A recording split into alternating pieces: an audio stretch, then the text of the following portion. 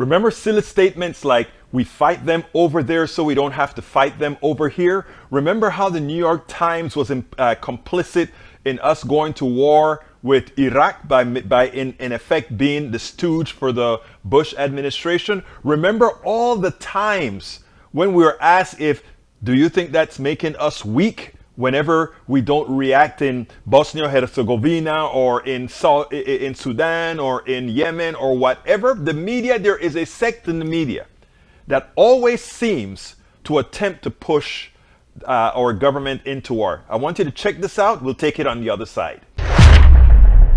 Just to put a finer point on some of the questions you've so far been asked, why shouldn't the images of the atrocities from Bucha compel a worldwide, unified, coalition kinetic response? You mean a military war? Tell me more about what you mean. Sure, a military response led by the United States and the international partners. As in bringing military troops on the ground from the United States and NATO? Well, the President has described outrageous things. You've called them atrocities. You've said perhaps we should brace ourselves for worse. Why not?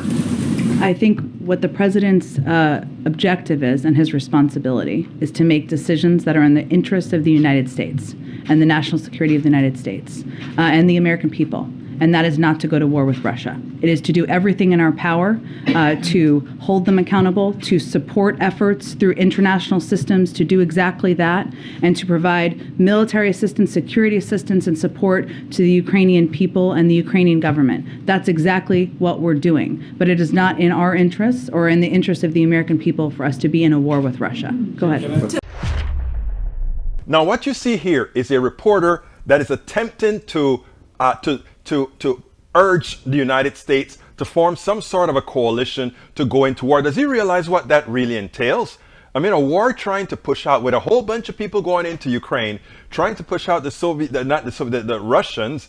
They're going to look at that as, wait a minute, are they going to come and kick us out of Ukraine and use that as an excuse to take over our lands? Well, we better be prepared with starting with probably tactical nuclear weapons, and then who knows thereafter. If they come after our city, we're going to just go ahead and call it for dead. Launch an ICBM somewhere.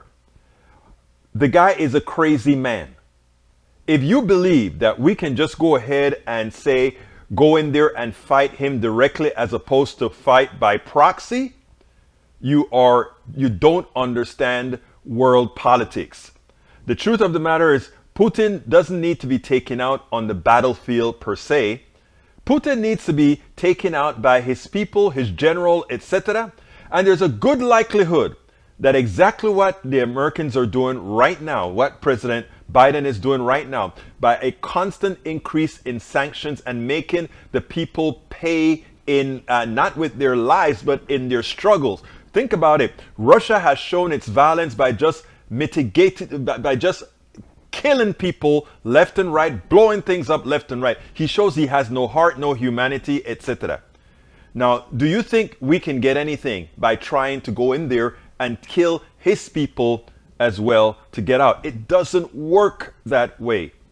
We try that, we're looking at World War III. And this is not half World War III. This is real World War III, because the Russian millions are going to feel under attack. We cannot allow the press to push us into war. And luckily, once again, Jen Psaki didn't have to turn and say, President Biden, what do I need to say here? She came out with an intelligent answer. We have to look out for what's in the best interest of the United States. We have to look out for what's in the best interest of the world. And just willy-nilly throwing a whole other several armies into Ukraine is nothing more than a declaration of World War III. I don't think that is what we want. We spend a lot of time deconstructing the news, trying to parse it into a form that everybody can understand. We try to find those little nitpicks where it flies above the fray, etc.